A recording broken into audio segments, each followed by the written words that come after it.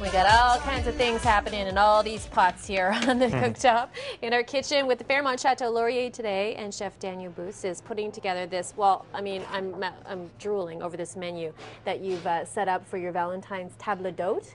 So as Leanne was mentioning with you, you're doing that this weekend on Valentine's Day and the following weekend. Correct. Friday and Saturday, Valentine's Day, which is Tuesday, and then Friday and Saturday after Valentine's Day. Giving people options because Valentine's Day is a weekday. Absolutely. It's a school night, so maybe not everyone wants to go out. Exactly. Well, Leanne's over there eating her other oyster that you prepared with her, and we get to move on to the lobster. Sure. So we actually have choice of two main courses, beef tenderloin with braised short rib or lobster and sablefish. I'm going to present the sablefish today. So glad you did that. So to start, we have a nice piece of sablefish. Other name for it is black cod. Okay. So I'm just going to season it with salt and pepper. Nice. And oh, that's quite the pepper mill. It is. I'm going to cook it a little bit different. I'm going to poach it in milk that has been seasoned with bay leaves and a little bit of honey. Oh, nice and sweet. I always like to put a little bit of lemon zest on my fish. It gives a really nice taste.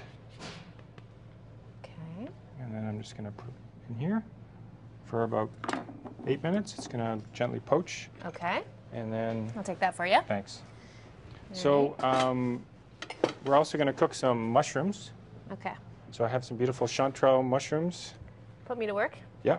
Okay. And some hunshmiji mushrooms. Ooh. So we're going to slowly cook that, especially really slow since it's not very hot. Do you want me to go ahead and put it in though? Please. Okay. Here we go. And then I have the lobster. So I cleaned the lobster. I cooked it for about 6 minutes, totally took the shell off, and then I have half a tail, a claw, and a little knuckle. And I just am warming this up now in a little bit of butter sauce, which is just water and butter monteed into it. It's really nice. It just warms it up really gently, and of course the taste is going to be amazing. Can't have lobster without butter. It's just, they go together. Exactly. And then to serve with it, I'm going to use this, which is a Jerusalem artichoke or sunchoke, which has a really unique taste and goes very well with lobster. And you grate it in? What do you do with that? I actually boiled them and made a puree. Oh. And that's what I have here. So oh, look at that. Jerusalem artichoke puree. Beautiful. So I'm just going to start by plating this. I see what you're doing here, too, with this menu. We start off with the oysters, we're moving on to the seafood, to the lobster. You're priming these people for some romance here. There we go. Yeah, that's what it's all about. The aphrodisiac foods is what we call them, yeah. Okay. And then I'm going to serve it with some asparagus, which is also considered an aphrodisiac. Asparagus is? Absolutely. I did not know that. Look at that. All sorts of vegetables and, of course, oysters and all kinds of foods are. Yeah, the presentation. So also to serve with this, I'm going to have a little bit of potato puree, which is finished off with truffles, a little bit of truffle oil. Oh, and truffle oil, or truffles, go great with lobster and the black trumpet mushrooms as well. And then I have Swiss char. My mushrooms don't seem to be cooking very fast for you there. Luckily, I have some cooked.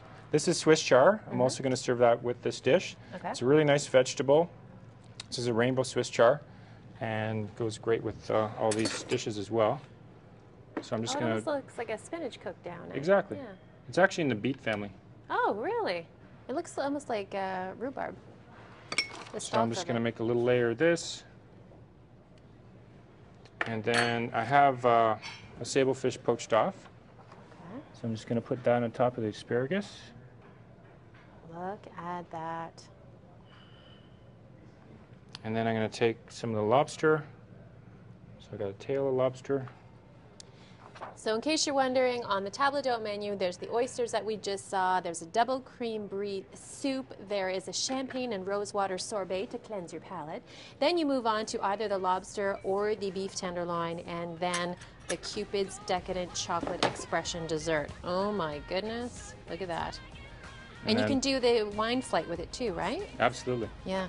And then we have some beautiful little mushrooms that go so nicely with this dish.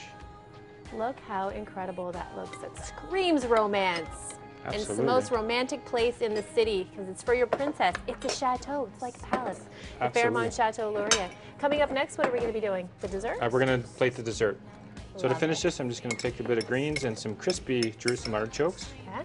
that I'm just going to put it in truffle vinaigrette. Oh, look at that. I cannot wait to dig into that. Woo. Garnish it with that. And then I have a couple of sauces that are going to go on. First, there's a lobster sauce. That's just a really intense lobster flavor. It's just going to kind of go over the lobster here. Oh. And then we have a passion fruit sauce, which of course flavors you're playing in here. goes so well with Valentine's Day. Yeah. Just a little passion fruit sauce around. Passion on the plate for Valentine's Day. That's how they do it at the Fairmont Chateau Laurier. Coming up, we're going to get to dessert as well. We're also going to get up to Prescott with Sarah, who had a chance to work out with Bats Fitness. We'll see how they work out there coming up.